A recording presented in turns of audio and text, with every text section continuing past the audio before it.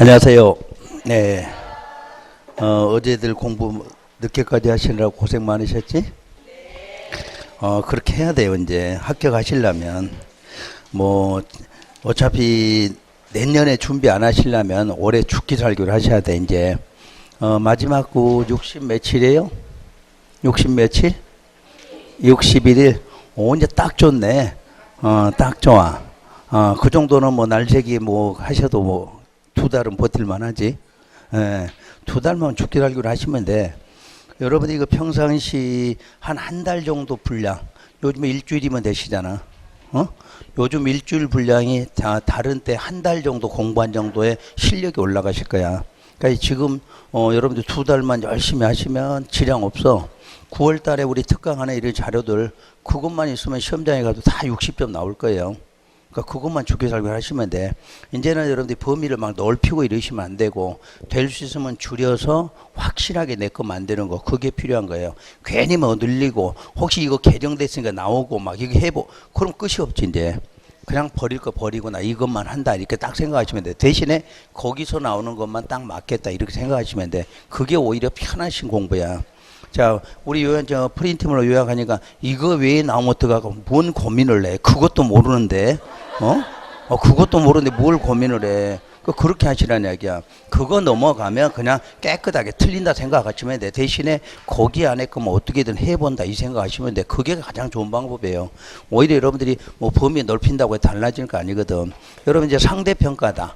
상대평가하면 어떻게 해야 돼? 프린트 주면은 안 주는 걸 해야지. 이제 남보다 더 맞아야 되니까. 근데 여러분 절대평가는 그런 게 없어. 있는 대로만 하면 되니까. 그러니까 너무 걱정 마시고 이제 있던 거.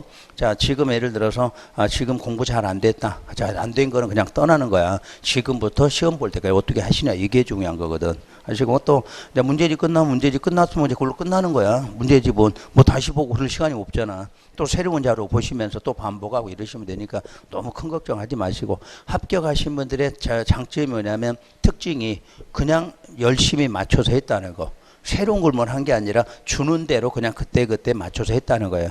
하다 보면 문제도 여러 가지 접하고 되면 여러분 시험장 가서 그 점수 나오니까 너무 걱정 안 하셔도 돼요. 지금만 이제 안 아프시고 말 그대로 안 아프고 시험 때까지 잘 버텨간다 이렇게 생각하시면 돼요. 자, 오늘 문제는 247페이지. 그 13번 문제는 지난번 12번하고 똑같은 문제죠. 그거는 해보셔도 됐지? 근데 안 해보셨나, 그거는? 하지 말라고 그래서 아예 안 하신 거야? 잘하셨어. 뭐 깨끗하게 잘하신 거지, 뭐. 자, 13번 문제가 뭐냐면, 대지 면적 1000제곱미터인 토지에다 지하 1층, 지상 2층의 건물이 있다. 이 토지에 적용되는 최대 용적률은 200%라고, 현 상태에서 지상으로 증축 가능한 최대 연면적은 이렇게 물었거든. 그럼 항상 문제가 그 증축 가능 문제가 나오면 무조건 최대 연면적을 찾아보라고 그랬어. 자, 다시 한번. 자, 연면적 구하라. 그럼 뭐하고 뭐? 대지 곱하기 용적률 하시는 거야. 자, 이때 또 용적률이라는 말하고 연면적이 동시에 나왔어. 그럼 뭐뭐는 빼줘야 돼? 지하층 면적 빼주고, 지상층에서 주차용 빼고. 피난한 정보 여기 나와 안 나와? 안 나와. 50층 나오는데 거기다 문제 낼 수가 없잖아. 그러니까 요런 문제 낼 때는 항상 2개만 빼면 돼. 지하층 면적, 지상에 주차용 쓰는 거 빼면 된다. 이래 보시면 돼. 자, 그럼 대지 면적이 지금 얼마 나왔냐면 1000이라고 되어 있거든. 거기다 용적률이 200%니까 2로 곱하니까 최대 연면적은 2000이 돼. 자, 이때 이제 두 번째 방식은 그럼 현재 그 그림상에 사용하고 있는 자, 면적이 얼마냐 이걸 또 찾으면 되거든. 그림에서 보시면 자, 무조건 지하층은 뺀다 그랬죠. 그 다음에 지상의 점포가 300이고 자, 주차장이 200이면 빼야 되겠네. 그리고 사무실이 얼마야? 500. 현재 쓰고 있는 거 얼마예요? 800. 그럼 800을 빼니까 앞으로 증축 가능한 게 얼마? 1200 이렇게 돼. 그러니까 우리가 이제 반대로 3번이 증축 가능 면적이거든. 그러니까 앞으로 이런 시험 문제가 나오면 이렇게 세 개 쓸 줄 알면 돼. 최대 연면적, 현재 쓰고 있는 거 찾고 빼면 무조건 여기 나와. 이게 기출문제잖아. 왼쪽 문제 12번이. 12번은 기출문제야. 13번도 예전에 나온 거 응용해 놓은 거지. 그러니까 똑같은 문제가 나오는 형식이. 그러니까 저렇게만 할 수 있으면 문제 하나 푸시는 거고. 자, 이제 14번부터 층수에 관한 문제들이에요. 층수 산정 방법으로 틀린 것은 1번 승강기탑, 계단탑 등 특히 어디 부분? 옥상. 옥상 부분은 수평 투영 면적의 합계가 건축 면적의 8분의 1 이하인 것은 층수에 산입하지 않는다. 그래서 8분의 1을 초과되면 층수에 산입한다. 또 이렇게 되는 거고. 그리고 지하층 층수에 산입한다? 안 해.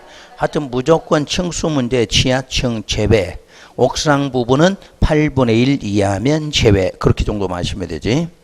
그런데 이제 3번 같은 경우는 이제 고급 문제야. 좀 어렵게 낼 때.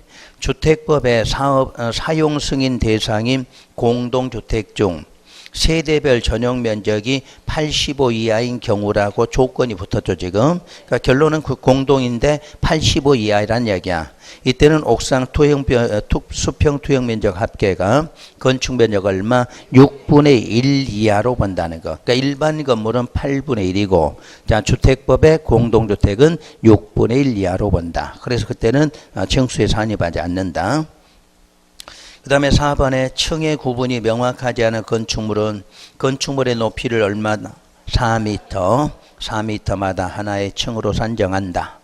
그리고 5번 건축물 부분에 따라 층수를 달리한다. 그럼 건축물 부분에 따라 층수 달리한다를 우리가 뭘로 예를 들냐면 피난층 2개인 경우 기억나요? 피난층이 2개다 보면 보는 면에 따라 서로 층수가 다르다 그랬어. 그때는 어디 있죠? 가장 많은 쪽으로 해.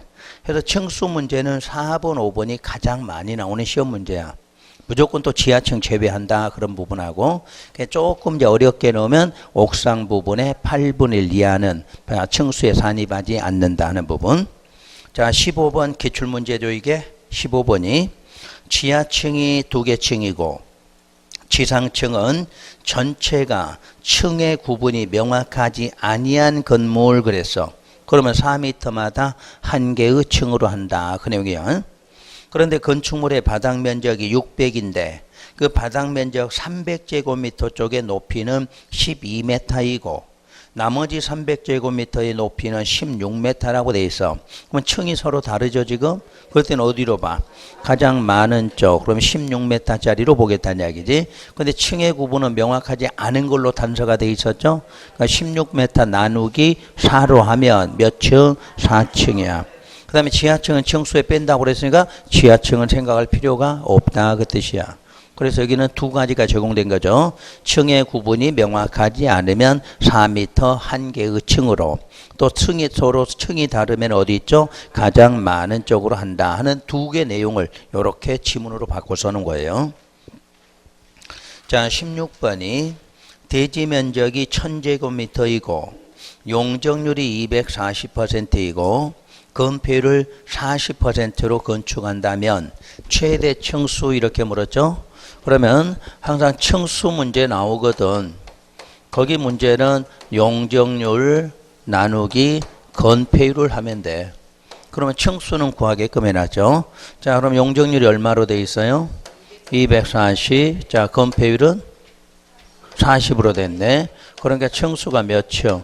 6층이 된다지. 근데 거기서 문제 낸 거는 최대 층수를 벌써 최대로 줄 수 있는 층수. 그러니까 저 숫자를 최대 꽉꽉 줬을 때 얼마? 6층. 그럼 6층 초과할 수 있다 없다? 있다. 층수 초과할 수가 있겠지. 요것만 줄이면 되잖아. 요거 줄이면 8층 되잖아. 그러니까 높이는 항상 뭘 줄이면? 건폐율을 줄이면 높이는 올라간다 이렇게 돼 있잖아. 그러니까 최소로 6층이 나올 수 있지. 그 위로는 더 얼마든지 나오죠. 그래서 앞으로 요거 나오거든. 무조건 층수는 용적률 나누기 건폐율 하고 그거 초과할 수 없다 그러면 안 돼. 초과할 수 있다. 항상 시험 문제는 최대로 적용한 걸 주거든. 최대 적용. 꽉 저걸 적용했을 때 요거. 그럼 건폐율만 줄이면 높이는 더 올라간다. 자, 17번 문제는 틀린 걸 찾아라는데, 자, 1번 건축면적 산정 시에 처마나 차양 등의 경우 당의 외벽 중심선으로부터 수평거리가 1m 이상이 돌출된 경우는 그 끝부분에서부터 수평거리 1m를 후퇴한 선으로 둘러싸인 부분의 수평 투영 면적으로 한다. 맞나요? 자, 항상 건축 면적의 처마 차양이 중심선에서 돌출 나와 1m 이상 돌출되면 그 부분에서 1m가 후퇴된다고 그래. 근데 1m인데 한옥 나오면 어떻게 해야 돼? 한옥은 2m. 자, 축사 나오면 3m. 그다음에 전통 사찰 하고 나오면 4m 이렇게 나와야 돼요. 그러니까 그런 내용이 없을 때는 기본적으로 1m. 저 세 가지 써지면 저만큼의 숫자만큼 후퇴한다 이렇게 말하죠. 그다음에 2번 대지 면적 산정 시 대지 안에 도시계획 시설인 도로나 공원 등 있는 경우에는 그 시설에 포함되는 면적은 대지 면적에서 제외된다. 그리고 또 제외되는 거 두 가지. 소요너비 미달도로 도로 모퉁이, 소요너비 미달하고 도로 모퉁이도 건축선이 후퇴되면 그 부분은 대지 면적에서 제외한다 이렇게 돼 있어. 그 다음에 3번 공동주택으로 지상층에 설치한 기계실, 어린이 놀이터 등은 바닥 면적에 산입한다, 산입하지 않는다, 산입하지 않는다. 항상 주택이 공동주택 지상층이야. 공동주택 지상층. 자, 나머지 4번 연면적은 하나의 건축물의 각 층의 바닥 면적의 합계로 한다. 다만 용적률 산정할 때에 지하층 면적, 지상층의 주차용, 또 피난 안전구역 그런 거는 자 면적은 뭐한다? 제외가 된다. 자, 방금 승강기탑 나왔고요. 옥상 부분 얼마? 8분의 1이야. 자, 18번에서 틀린 것 1번. 건축물 부분에 따라 층수를 달리하는 경우 그 층수는 가중 평균이 아니라 가장 많은 층수로 산정한다. 나머지 쭉 보시고 19번. 면적과 높이 등의 산정 방법에서 틀린 것은 어느 것이냐? 자, 반자 높이가 1.5 이하인 다락. 다락은 반자가 아니라 층고 1.5. 층고가 1.5 이하인 다락은 다락 면적에서 제외가 된다. 기억나요? 근데 어느 때는 또 1.8 경사진 형태의 지붕. 경사진 형태의 지붕은 자 1.8 이하까지는 층수에 바닥 면적에서 제외가 돼. 그러니까 일반적으로 다락은 1.5. 자, 경사진 지붕 형태 1.8까지는 바닥 면적에 산입을 안 한다고 그래서 내가 우스갯소리로 우리 출제원이 다락을 참 좋아한다고 그랬지. 어? 다락을 참 좋아한다고 그래서 다락 잘 보셔. 그래서 2번 건축물 중 지표면에서 1m 이하에 있는 부분도 건축 면적에 산입하지 않는다. 3번에 당해 건축물의 부속 용도로 지상층의 주차용으로 사용되는 면적은 용적률 산정에서 제외된다. 그 다음에 아까 4번 공동주택의 지상층에 설치한 기계실 등은 산입하지 않아 바닥 면적에서.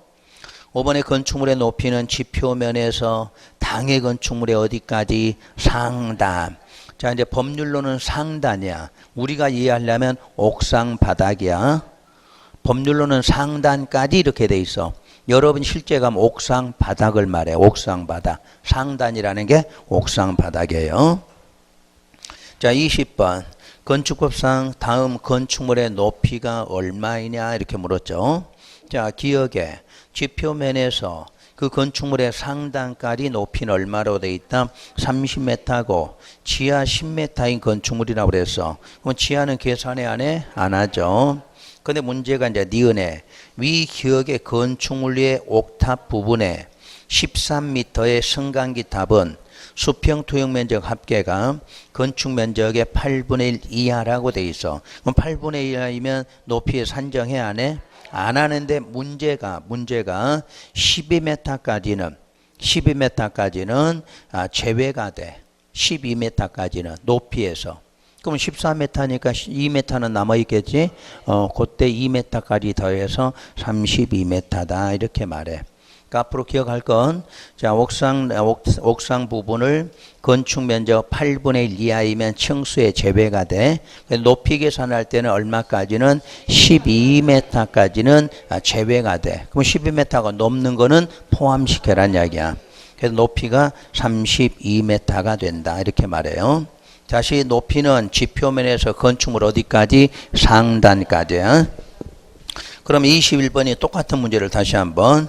자, 건축물의 용도는 숙박이고 건축 면적은 1000제곱미터고 층고가 4m인 5층짜리 건물이라고 그래서, 그러면 층고가 4m인 5층짜리 건물이 몇 메타야? 20m지. 그런데 옥상에 설치된 높이가 9m인 장식탑으로 수평 투영 면적이 100제곱미터야. 그럼 100제곱미터라면 1000제곱미터의 8분의 1이면 얼마일까요? 자, 1000이니까 나눠봐야지. 뭐 암산은 힘들어요 아직은. 자, 8분의 1가 8로 나누니까 얼마야? 자, 요렇게 되겠지. 자, 그러면 16, 40이니까 125. 요게 8분의 1 이하야. 근데 얼마로 돼 있어? 100이니까 요거 이하가 되겠네. 이하이니까 포함해 안 해? 안 하지. 또 높이가 9m니까 아예 제외돼. 12m까지는 제외한다고 그랬으니까. 그럼 그거 빼고 이제 총 높이는 그럼 얼마? 20m지. 요럴 때는 20m. 그러니까 두 문제 20번, 21번 조금 생각해 보시면 또 시험장에 나올 수 있는 거예요, 이거는. 자, 22번. 가로구역 건축물 높이 제한에 대한 설명이다. 옳지 않은 거. 요건 여러분들 요약집 안 봐도 다 문제를 찾을게끔 잘 내놨어, 문제를. 그래서 거기다 페이지만 적으세요. 요약지 페이지 154. 154 나중에 읽어보시면 돼. 순서별로 할 거니까. 자, 1번. 가로구역이란 허가권자가 가로구역을 단위로 그 건축물의 높이를 지정 공고할 수 있어. 그러니까 가로구역의 높이는 누가? 허가권자가 지정 공고할 수 있어. 그때 이번 지정 그래서 그럼 지정하려면 절차 뭐 거쳐야 돼? 심의 거친다. 이건 공법은 무조건 지정 그럼 뭐 거친다? 심의 거친다. 3번의 시장 등은 가로구역 높이를 뭐 할 수도 있다? 완화. 그럼 완화하려면 지정할 때 심의했으니까 완화하려면 또 심의 거쳐야 돼. 자, 4번의 특광시장은 도시관리를 위해서 필요한 경우에는 건축연의 심의를 거쳐 가로구역별 건축물 높이를 지정 공고할 수 있다. 그런 내용이 없어. 자, 반드시 그 도시관리라는 문장에다 동그라미를 하면 돼. 그럼 도시관리란 무조건 특광시장은 맞아. 그때 필요한 경우 하고 나오면 무조건 특광시 조례로 정한다. 이렇게 돼 있어.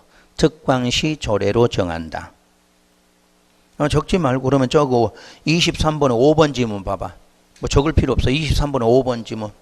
특광시장은 뭐를 위해서? 도시관리를 위해서 필요하다면 그 높이는 특광시 조례로 정한다. 이렇게 돼 있어. 그러니까 가로구역 문제 나오면 도시관리를 찾아야 돼. 도시관리일 때는 허가권자로 나오면 안 돼. 그때는 반드시 누구? 특광으로 나와. 그 높이 하면 끝에 가서 특광시 조례로 이렇게 찾는 연습을 해야 돼. 그러니까 이게 도시관리라는 거는 다 다른 거는 줄 수가 없어. 무조건 특광에게만 주는 특혜예요, 이게. 자, 그럼 다시 22번에 5번.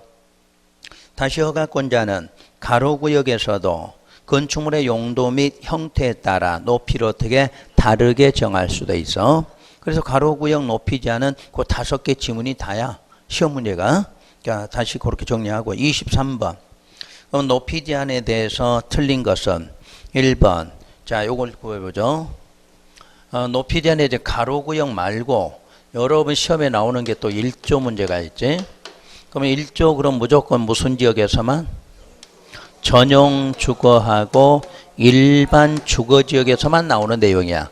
무조건 1조라는 말은 건축법에서는 다른 데는 절대 적용이 안 돼. 바로 전용과 일반 주거지역.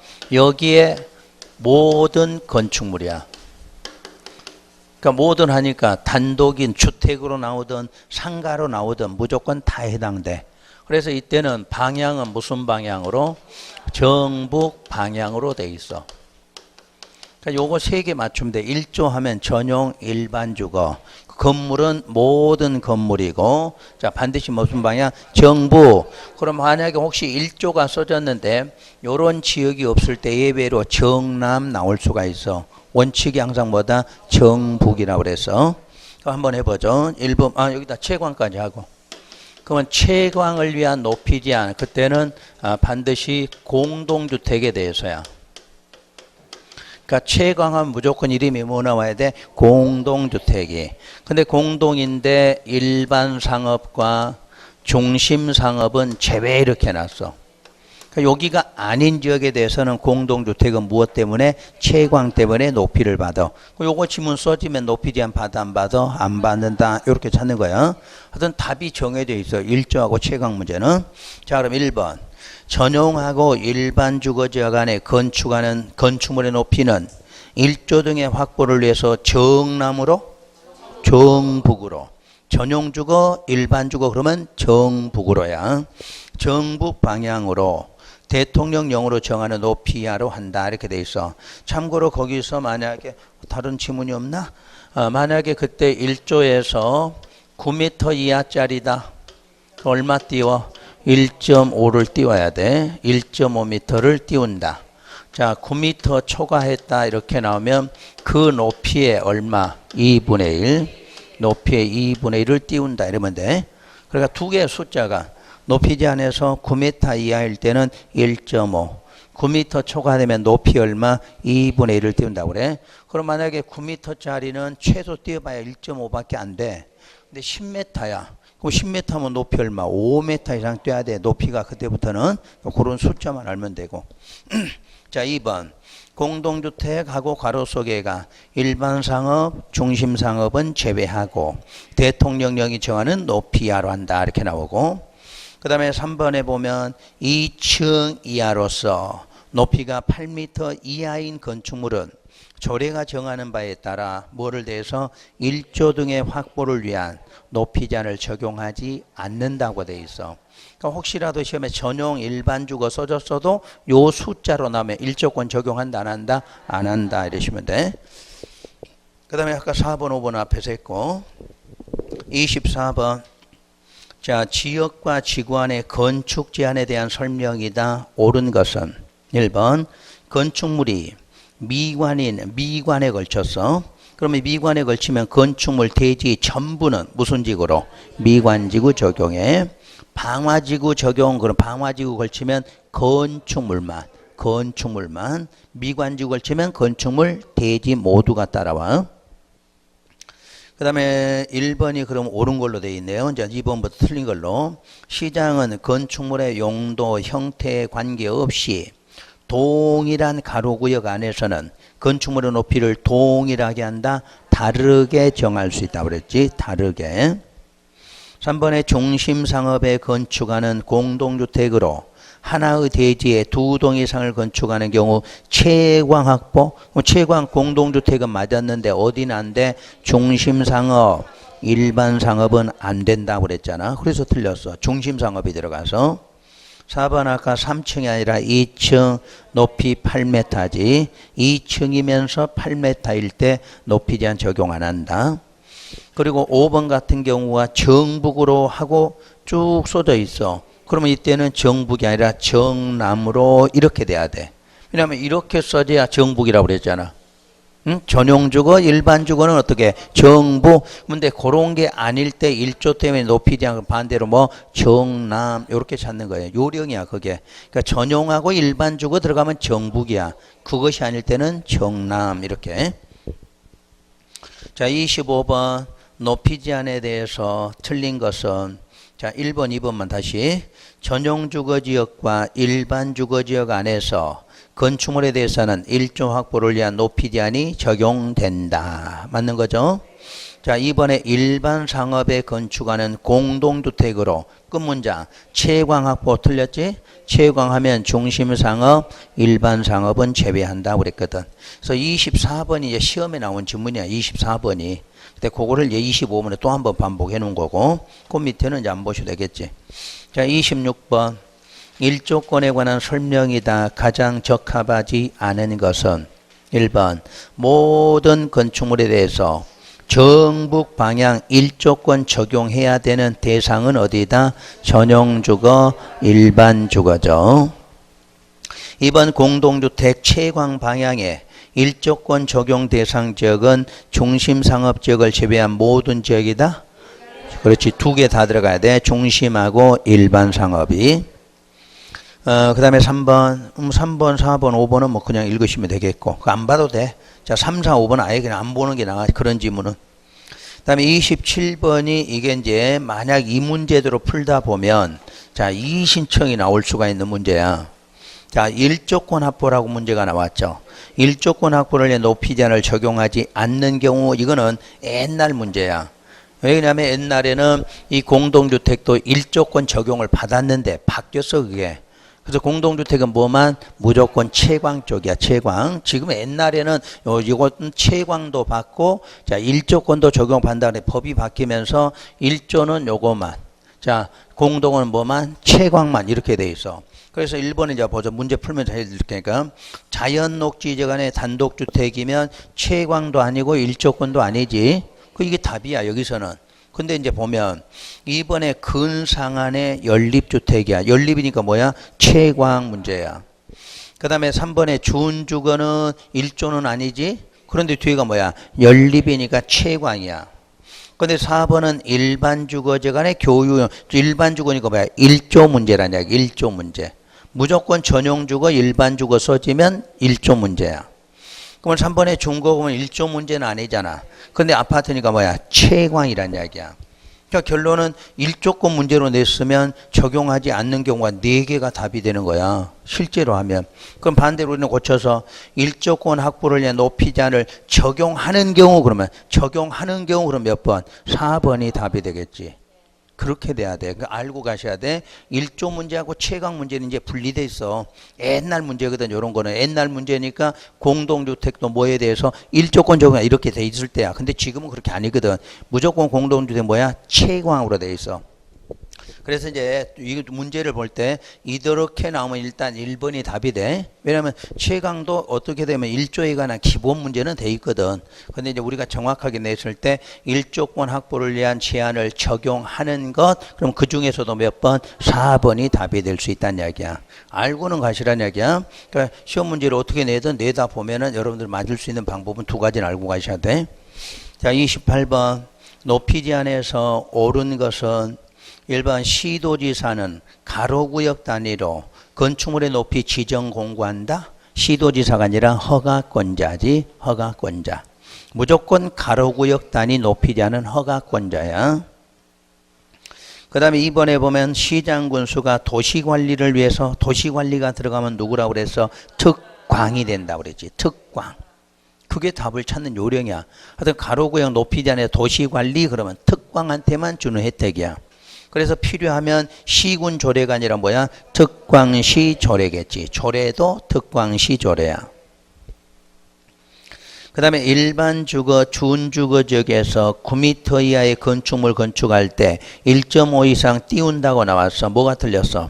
준주거가 틀렸지. 준주거. 자, 1조권 문제는 전용하고 일반 주거자 그랬지. 자, 4번에 일반 중심 상업에 건축하는 것을 제외한, 그걸 제외한 아파트나 연립주택, 그러면 채광 문제네? 그러면 답이 되겠네. 옳은 것은.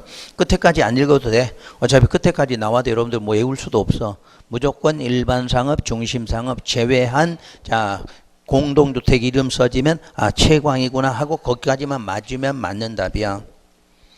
자, 3번, 5번에 보면 2층 이하로 높이가 8m 이하인 건축물은 조례로 정하는 바에 따라 가로구역 높이 제한 적용하지 않는다? 가로구역이 아니라 1조권에 대한 높이 제한을 적용하지 않는다. 이렇게 돼 있어. 자, 그래서 이제 높이 제한은 거기까지 됐고, 자, 7장에 가면 특별건축구역이 나와. 자, 특별건축구역은 요약집을 좀 참고로 보셔야 될 것 같아. 요약집 157쪽을 보세요. 157쪽. 다 공부하실 필요는 없고 네 군데만 짚어드릴 테니까 공부하시면 돼. 자, 문장 그대로 특별히 건축하는 곳이야. 특별히 건축하는 곳이야. 특별히 건축하는 곳이란 특별히 하려면 둘째 줄 끝에 이 법이나 관계법령에 따라 일부 규정을 적용하지 않거나 그래서 자, 법률을 적용 안 하는 것이 좋은 쪽이야, 나쁜 쪽이야? 우리 입장에서 좋은 쪽이죠. 공법은 규제법이지, 규제법. 근데 적용 안 하겠다 그 말은 완화하겠다 그 말이거든. 그래서 이 법이나 관계법에 적용을 안 하겠다. 그래서 다시 뭐라고 나와? 완화 또는 통합. 여러 개 서로 걸친 거 한 개로 묶어서 그렇게 특별히 지정하는 구역이야. 그래서 특별히 건축하는 곳이야. 그때 2번에 1번. 그러면 지정대상 나오는데 지정대상 지금 공부할 필요가 없어. 자, 반대로 지정권자 이름만 알면 돼. 누구누구? 국장, 시도지사야. 국장하고 시도지사. 그래 놓고 맨 아래쪽에 오면은 지정대상 제외지역이 있어. 요 놈을 외우시면 되는 거야. 그러면 나머지 요거 빼고는 다 지정할 수 있다. 이렇게 되는 거거든. 그래서 우선 5개 중에서 4번까지는 절대 지정을 못하는 곳이야. 자, 1번이 뭐지? 개발 제한, 2번에 자연공원, 3번에 접도구역, 4번에 보존사니까 생각해봐도 절대 지정하면 안 될 것 같잖아. 자, 5번은 지정할 수도 있고 안 할 수 있어. 그 옆에다 쓰세요. 국방부 장관, 국방부 장관. 사전협의 시, 국방부 장관과 사전협의 시 지정할 수 있다. 그러니까 원래는 지정을 못하는데 지정하려면 누구하고? 국방부 장관하고 협의했을 때는 지정이 가능해. 뭐기 때문에? 군사잖아, 군사. 그럼 우리가 항상 협의 그러면 누구야? 관계, 행정. 그럼 군사에 관계된 사람 누구? 국방부 장관. 그렇게 돼 있어. 그래서 일단 4번은 절대 지정을 못해. 5번은 국장과 협의한 경우, 국토부 장관 협의했다 이러면 뭐 한다? 할 수 있다. 이렇게 기억하시면 돼. 자, 다음 장에 4번 번호 보면 지정 절차가 나와. 그 지정 절차를 간혹 냈을 거란 이야기야. 그럼 지정고시부터 찾아보세요. 절차상에. 지정고시 아까 누구라고 그랬어? 국장하고 시도지사라고 표시돼 있죠. 그러면 이제 지정이니까 앞에 뭐 거쳐야 돼? 옳지, 심의. 하여튼 지정하면 무조건 뭐 거쳐? 심의 거쳐. 근데 이제 문제는 그 심의 앞에가 신청도 있고 직권도 있다고 그랬잖아. 그러면 저 지정권자인 국장이나 시도지사가 직권 지정도 되고 또 하나는 신청받아야. 그 신청 밑에 보면 지정신청기관이 해놓고 이름을 보니까 중앙행정, 시도나 시장 등이 다 신청할 수 있다 이렇게 나서 그때 시험 문제 뭘 냈냐면 신청받은 경우는 심의 날짜를 물어서 신청받았을 때는 며칠? 30일 안에 심의하라고 돼 있어. 그럼 직권일 때는 날짜 있어 없어? 없단 이야기야. 그걸 지난번 시험에서 신청한 경우는 며칠 안에? 30일 안에 이렇게 냈어. 그 반대로 직권을 할 때 30일 그러면 안 돼. 직권은 날짜가 없어. 그거 하고 맨 밑에 보시면 지정의 효과인데 굉장히 큰 효과가 나와. 특별건축구역을 지정 변경만 해도 무슨 계획이? 관리계획 결정이 있는 것으로 보는 거야. 그러니까 특별건축구역 지정 변경되면 무슨 계획이? 관리계획 결정이 있는 것으로 봐. 근데 괄호 속에가 3개는 안 돼. 용도지역, 용도지구, 용도구역은 안 돼. 자, 특별건축구역 지정하고 도시지역 된다. 무슨 상업지역 된다. 이런 거는 안 된다는 이야기야. 대신에 뭐는데? 우리가 기반시설 설치하는 거 이런 거는 된다는 이야기지. 기반시설. 왜? 건설을 해야 되니까 뭐가 필요해? 기반시설. 그런 결정은 있는 거 봐. 또 계획적 하려면 무슨 구역? 지구단위 계획구역 지정. 이런 거는 있는 거로 보는 거야. 그렇지만 지역지구 구역은 아니다. 기억하시면 돼.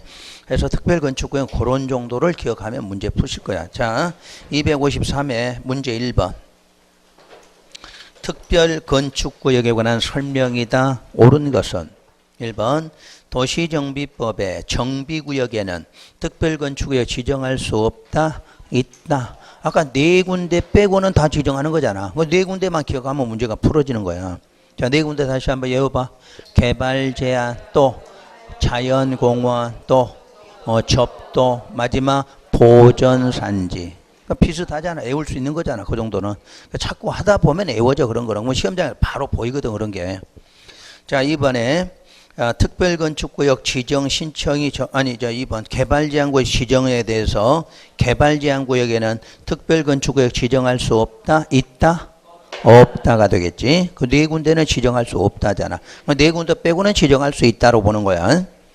자, 3번 특별건축구역 지정 신청이 접수된 경우 시도지사는 신청을 받은 날로 며칠 안에 30일 안에 심의를 거쳐라 이렇게 되는 거야. 신청 들어온 것만 30일 안에.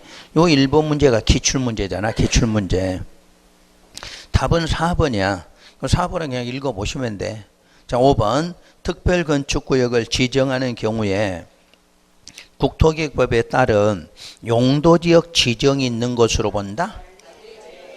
관리계획 결정이 있는 것으로 보지만 지역지구 구역은 제외한다 이렇게 돼 있어. 그러니까 용도적 지정이 있는 것으로 본다. 그래서 틀렸어. 아셨지? 그거는 제외한 관리계획 결정이겠죠.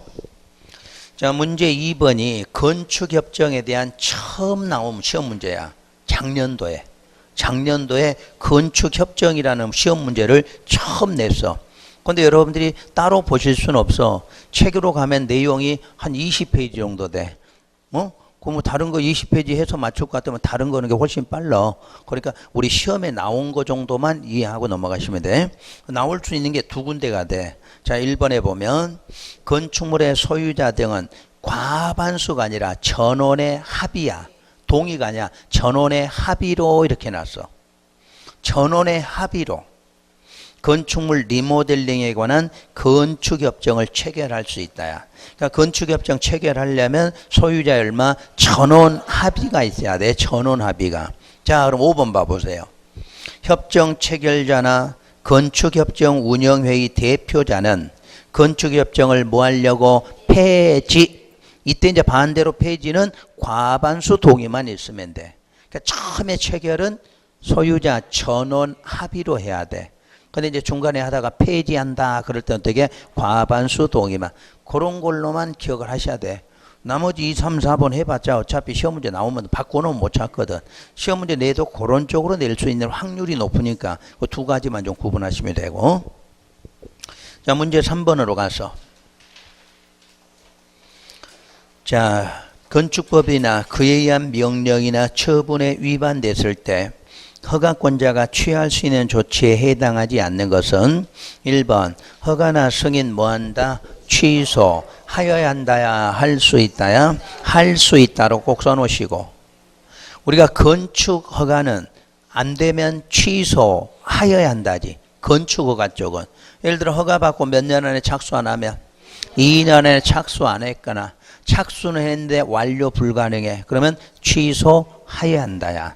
그때 청문해야 안 해? 청문도 안 해. 근데 여기는 청문까지 해야 돼. 꼭 옆에다 청문 쓰세요. 아까 취소할 수 있다 쓰고 뭐도 해야 돼? 청문도 해야 돼. 원래 우리가 이 취소 그러면 뭐 한다고 그랬어? 청문한다고 그랬잖아. 근데 똑같은 취소인데도 건축허가 쪽에 취소는 청문 안 해도 돼. 그건 안 하고 바로 취소시키는 거야. 그러니까 건축허는 중요한 사항이지. 그러니까 여러분이 위반하면 무조건 뭐해? 취소하고 청문도 안 해. 근데 요 위반 건물은 취소 마음대로 못 시킨다는 얘기야. 하더라도 뭐 거쳐서 청문 걸쳐야 돼. 앞으로 위반이야. 단어 찾아야 돼. 위반일 때하고 건축허가 때하고 달라. 건축허가 11조에 위반이 돼서 사유가 생기면 취소하여야 한다고. 청문도 안 해. 근데 69조에 나오는 위반 건축물 하고 나면 이때는 취소할 수 있고 뭐도 해야 돼? 청문도 해야 돼. 원래 아시겠지? 할 수 있다니까 여러분한테는 좋은 쪽이 안 해도 되거든. 또 하려거든 뭐를? 청문까지 해야 되는 거야. 다음에 공사중지 명령, 철거 명령, 사용중지, 사용제한, 용도 변경을 다 내릴 수 있어. 근데 벌금 어디서만?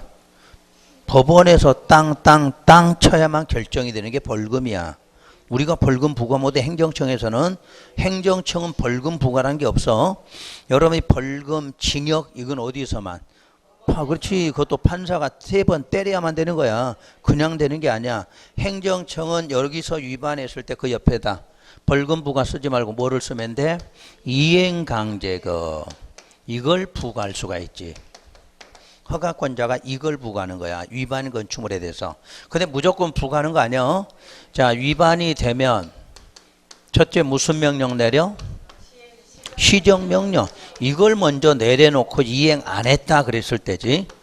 그러니까 위반 건축물에 여기에 해당될 수가 있지. 처음부터 부과하는 거 아니야. 시험에서 혹시라도 위반 건축물이 이행장점 부과한다가 아니야. 먼저 뭐부터? 시정명령 내려놓고 이행하면 그걸로 끝이잖아. 이행하면 끝이야. 그냥 안 하니까 뭐를? 이행강제금 부과한다 이렇게 나와. 그래서 그 5번에는 자 벌금 부과는 안 되고 이행강제금 부과할 수는 있다 이렇게 나오겠죠. 그래서 위반 건축물이에요. 그러니까 위반 건축물 두 개는 꼭 기억해야 돼. 허가 승인 취소할 수 있다. 청문 들어간다. 그리고 이런 경우에 명령 내려놓고 이행 안 하면 뭐 들어가? 이행강제금 부과한다. 그거는 꼭 좀 기억하고. 그래서 4번부터가 이제 이행강제금 문제 엄청 많이 나와 있죠, 문제가. 이게 다 그동안 나온 시험 문제거든, 이행강제금이. 그래서 아마 여러분들 필기된 거 있을 거예요, 요약집에. 160페이지. 내가 그거 안 펴고 또 쓰면 또 따라 적을 거 아니야? 있는데도 또 따라 적을 거 아니야? 적으라고 하는 거요? 그냥 말로 하려고 그런 거야? 그러니까 여러분 이제 애워보시라는 이야기 한 번쯤은. 그 애워보는 게 이제 중요하거든. 자, 우리가 행정벌부터 설명을 드렸어. 행정벌. 행정벌에는 뭐가 있다고 그랬어? 행정형벌하고 질서벌이 있다고 그랬지. 그래서 형벌에는 징역이나 벌금이고 질서벌은 과태료라고 그랬죠. 그 다음에 이제 행정강제라는 게 있어. 그 행정강제의 첫째가 자, 뭐 나오냐면 행정대집행이야. 자, 명령 내려놓고도 이행 안 했어. 그럼 행정청이 뭐더라? 대집행한다. 그럼 여러분이 뭐 예치해 놓은 돈이 있을 거 아니야? 그런 거 갖고 대집행할 때 쓰는 게 행정강제예요. 그리고 내야 될 돈 계속 안 내면 어떻게 되더라? 강제징수 들어오잖아. 이것도 행정강제야. 그리고 집행벌이 있잖아. 요게 바로 뭐야? 이행강제금이야. 그러니까 시험에서 이행강제금은 행정강제 중에 무슨 벌이다? 집행벌이다. 맨날 나오는 이거는 행정벌 이렇게 착각하시면 안 돼. 행정벌은 저 위에 형벌이고 행정벌에 속하는 거고 요거 집행벌은 어디에? 행정강제에 속하는 이행강제금이야. 자, 그러면 이행강제금이라고 하는 것은 항상 대부분 뭐 해야 돼? 위반이 돼야 돼. 위반. 그때 뭐 시정하라, 무슨 이행하라, 또는 처분하라. 이런 각각의 법률에 따라서 뭐를 내려야 돼? 명령을 내리는 거야. 위반되면. 건축법은 시정명령. 자, 농지법은 처분명령이야. 이행명령 어디서 나와? 그렇지. 토지거래 허가제는 이행명령 이렇게 나온다는 얘기야. 그러니까 모든 법령에 위반이 되면 뭐가 나와? 이행강제금이 나올 때 요거가 달라. 그러니까 여러분들 그냥 요거 합해서 뭐 한다? 명령 내린다. 뭐 하라고 명령 내리 이렇게 말하면 돼. 이거 다 외우려고 하면 안 돼. 요렇게 법멸로 돼 있는데 하여튼 무슨 명령 나온다 이러면 돼. 자, 명령 받고 뭐 하지 않으면 이행 안 했다. 뭐 시정 안 했다, 처분 안 했다 이렇게 나오겠지. 요렇게 나와. 그럴 때 뭐 부과된다? 이행강제금이 부과된다 그래. 그래서 이행강제금은 반복 부과 징수하는 제도야. 그렇기 때문에 일사부재리 적용해 안 해? 안 한다 이렇게 나오잖아. 일사부재는 한 번만 이거잖아. 회기 중에 한 번만. 이건 어떻게 계속 반복하니까 그거하고 상관없다 하지. 또 하나 시험에서 나온 게 뭐야? 행정벌하고 뭐가 가능하다? 병과가 가능하다 이렇게 나오잖아. 그러니까 행정벌이니까 징역이나 벌금 낸 사람도 뭐는 이행강제금 부과할 수 있다 이렇게 되죠. 근데 여러분 시험에서 벌금을 부과한 경우, 그러니까 위반에 대해서 벌금을 부과하면 이행강제금 부과할 수 없다? 맞아 틀려? 있다지. 부과할 수 없다가 아니라 있다야. 징역 살고 있으니까 감면후 이런 거 없어. 징역 살아도 낼 건 내야지. 그러니까 행정벌과 뭐 한다? 병과. 병과 뜻이 뭐야? 같이 너도 하고 그때 병과 이렇게 말해. 그래서 우리 학문적으로 시험 문제 나왔던 게 이런 거야. 이제 학문적으로는 또 집행벌이라고 나왔고 시험에 다 나온 거야 이건. 자, 그러면 이행강제금은 크게 지금 우리 법으로는 어디에 있어? 건축법에가 있어. 그리고 농지법에가 있고. 어제 배우실 때 뭐 배웠어? 토지거래 허가제에서도 있다 이렇게 돼 있어. 원래는 국토계획법이 있었던 거니까 그래서 공법에 있다가 이제 그쪽으로 넘어간 거니까 거기서 따로 배우신 거지. 자, 그때 이제 건축법 나오면 기준 금액이 시가 표준액이야. 자, 시가 표준액에서 100분의 얼마 50에 상당한 요 내용이 나오고 번호 붙여. 자, 1번 2번 그 다음에 100분의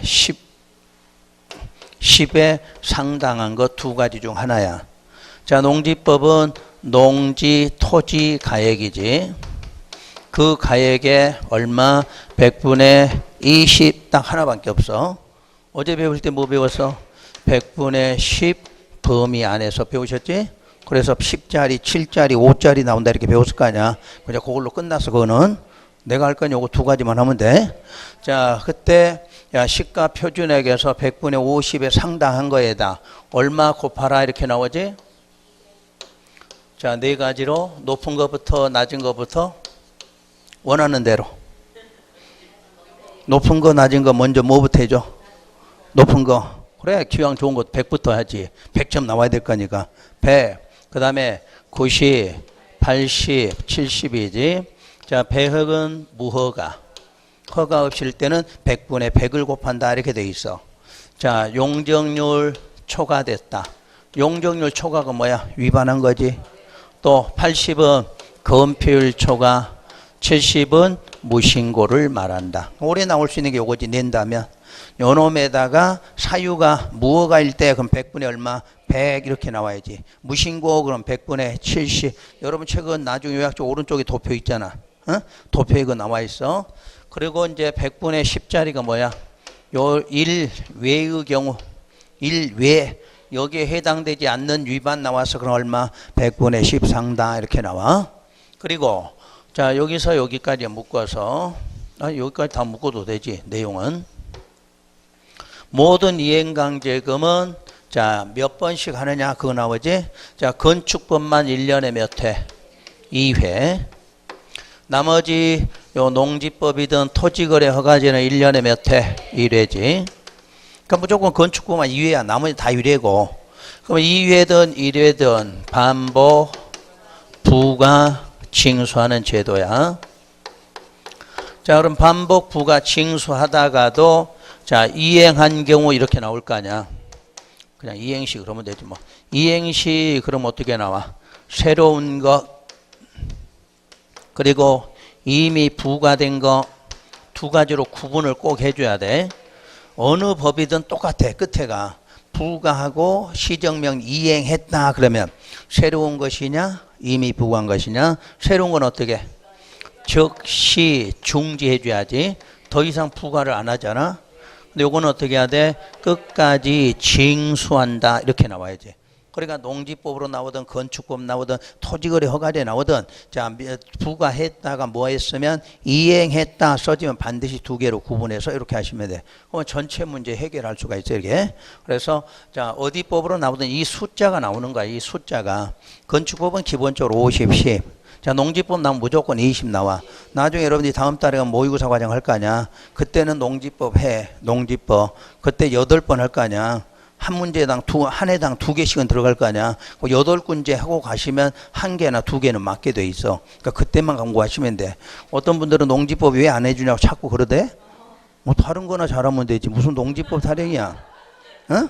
맞지? 농지법 안 하고 마지막에 가서 한번 하고 하면 될 거 아니야. 이제 시험장에 가기 전에 가기 전에 한번 생각해야 빨리 나오지 답이. 작년에는 안 하고 가도 2문제 다 맞아오잖아. 근데 2문제 다 맞기는 어려워. 무조건 한 문제 맞을 수 있어. 8가지 하면. 그러니까 그렇게 하시면 돼. 그래서 이렇게 해서 이행강제금 정리하고 그럼 어느 법을 풀든 이렇게 해서 해결이 가능하실 거야. 자, 문제를 보도록 해요. 자, 4번 문제. 이행강제금에서 옳은 걸 찾아라고 그랬어. 1번 이행강제금을 종전에 무슨 벌? 행정벌, 집행벌이라고도 했는데 행정벌의 일종이야? 행정강제야. 행정강제. 그 다음에 이번에 이행강제금 부과는 사전에 항상 뭐로? 문서로 계고하는 요식행위지? 요식. 요식이란 뭐야? 형식 그러지. 형식.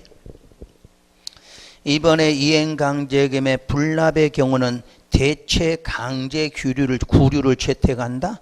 납부하지 않으면 강제징수 들어가면 돼. 강제징수. 돈 안 내고 버티면 법률로 강제징수 들어가잖아.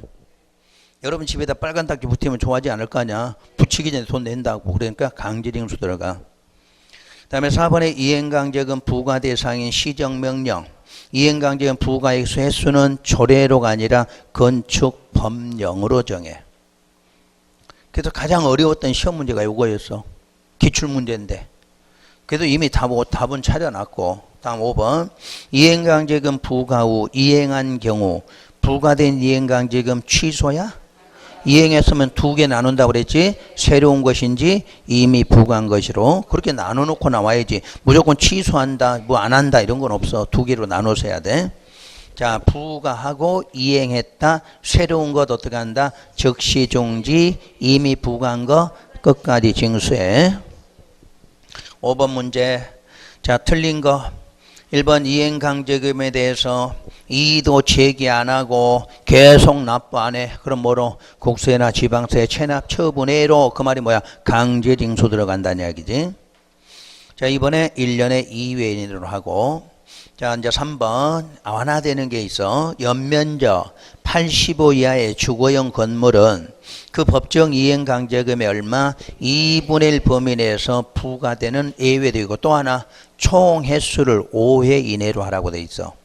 85 이하의 주거용은 금액도 원래 법정 금액이 얼마? 2분의 1로 깎아주고, 횟수도 총 횟수가 몇 회? 5회까지만. 우리가 1년에 2번씩 해서 3년만 지나도 몇 번이야? 6번씩이나 되거든. 그럼 10년 할 수도 있을 거 아니야? 그래봤자 그건 절대 몇 회? 5회를 넘지 못하게 해놔서 주거용 건물은. 그 다음에 4번에 허가 대상 건축물을 허가받지 아니하고 건축하여 벌금이 부과된 자에게는 이행강제금 부과할 수 없다? 있다? 요게 기출문제야 이것도. 그 다음에 이제 5번에 시정명령 받은 자가 시정명 이행했을 때 이미 부과된 거 어떻게? 끝까지 납부해야 되겠죠. 자, 6번이 이행강제금 부과 기준이 다른 하나를 물었어. 이건 뭐냐면 요걸 말해. 100분의 50쪽이냐 100분의 10짜리냐 그 내용이야. 그럼 100분의 50은 몇 개야? 네 가지가 같이 네 가지. 그럼 네 가지 같으니까 뭐가 다른 게 뭐야? 용도 변경은 100분의 10이 되겠지. 저 50 외의 경우는 전부 얼마로? 10으로 한다. 그랬으니까 그게 4개는 같고 3번은 별도의 100분의 10에 해당하는 내용이다. 그 내용이야. 자, 문제 7번 아까 가로 속에 넣는 걸 나왔네. 100분의 50짜리에서. 자, 기억에 용적률 초과해서 건축했으면 얼마라고 그랬어? 90. 자, 건폐율 초과했으면 80. 허가 안 받으면 100. 신고 없이 하면 70으로. 요런 식으로 나올 수 있어. 한 개로 낼 수도 있고 요렇게 통째로 내기도 하고. 자, 문제 8번 이행강제금에서 틀린 거. 1번 허가권자는 시정명령 이행기간 안에 시정명령 이행하지 않으면 1년에 1회야 2회가 되지. 2회가. 자, 안 했던 것만 골라서 하려고 다 해드렸네 보니까. 8번은 다 보면 되고. 9번에 옳은 걸 찾아라. 1번 허가권자는 시정명령 이행기간 안에 시정명령 이행하지 않으면 1년에 2회씩은 아니지 2회 이내 범위로. 그러니까 최대 2번까지는 꼭 2번씩 하라는 거 아니야. 자, 여기 남구청장이 기분이 좋아 1년에 몇 번 한 번 하고 넘어갈 수도 있겠지. 그러니까 꼭 2번씩 하는 거 아니야. 2회 이내에서 하라고 돼 있으니까. 자, 이번에 허가권자는 영리 목적을 위한 위반이나 상습적으로 위반했으면 가중을 해. 그 가중은 부과 금액이 얼마? 100분의 50으로 가중해. 그 정도면 이제 기억하겠지. 원래 금액에다가 어떤 사람이야? 영리 목적. 또 어떤 사람? 상습적으로. 그러니까 기분 나쁜 사람이지. 나쁜 사람이야. 그렇게 할 때는 100분의 50을 가중한다는 내용이야. 자, 그 다음에 3번에 부가액수 3회가 아니라, 85짜리 나왔지. 이행강제금 법정금액의 2분의 1 이하로 감액이 가능한 건축물이 아까 뭐야? 85 이하 주거용이지. 그럴 때 총 부가액수 얼마? 5회 넘지 않게. 5회 넘지 않게. 그 다음에 이제 4번이 깎아주는 경우 하나만 하면 돼. 허가권자가 이행강제금을 축사나 농업용 시설로 500 이하인 경우는 5분의 1로 감경할 수 있어. 5분의 1. 부가는 엄청나게 해놓고 깎아주는 거 조금만 하잖아. 그러니까 50% 5분의 1 그러면 돼. 연상하면 돼. 가중은 50%로 가중하고 깎아주는 거 조금이야. 그래서 얼마? 5분의 1이다 그랬어. 자, 새로 신설 규정이야 그런 것들이. 그러니까 그 정도만 알면 되겠지. 그 다음 5번 허가권자는 시정명령 받은 자가 시정명령 이행했을 때 새로운 이행강제금 부과는 즉시 중지하되 이미 부과된 이행강제금은 취소해? 얼마나 좋아? 그러면 취소되면 그럼 버티겠지. 그렇지, 버티면 안 되지. 그래서 징수해야지. 그 다음에 건축법의 분정 조정 문제 나왔는데 이것도 사실상 여러분들 할 수가 없는 문제야. 만 봐도 되고 돼도 봐도 돼. 근데 거기다 고쳐만 드릴 테니까 틀린 거 고쳐만 놓으셔. 자, 옳은 걸 찾았어. 분쟁의 조정을 원하는 자는 허가권자 관계없이 특별시, 광역시, 도가 아니라 국토부에만 있어. 국토부에만 건축분쟁 전문위원회를 설치해놨어. 자, 답은 2번이야. 자, 3번은 조정 신청을 받은 조정위원회는 신청받은 날부터 60일 안에 조정안을 작성해야 돼. 60일. 그 조정위원회는 조정안을 작성하면 15일에 지체 없이라고 돼 있어. 지체 없이 자, 당사자에게 제시하라. 5번 분쟁 조정을 위한 감정 진단 시험에 소요되는 비용은 당사자가 50대 50 부담이 아니라 당사자 협의로. 협의에 따라 결정이 돼. 당사자 협의로. 자, 11번에 틀린 거는 4번. 당사자가 조정안을 수락하고 조정서에 기명 날인한 때에는 당사자 간에 자, 밑줄 재판상 화해. 여기 자리가 틀렸어. 조정서와 동일한 내용으로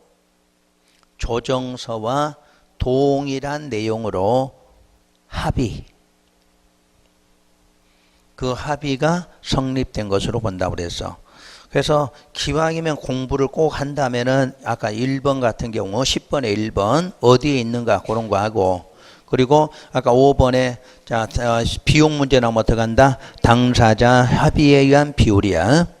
그리고 방금 나왔던 자, 당사자가 조정안을 수락했을 때는 조정서와 동일한 내용으로 뭐가 합의가 된 것으로 본다. 뭐 그 정도만 하시면 되겠지. 그래서 자, 건축법은 여기까지 해서 마치고요. 이제 쉬었다가 이제 주택법으로 들어갈게요.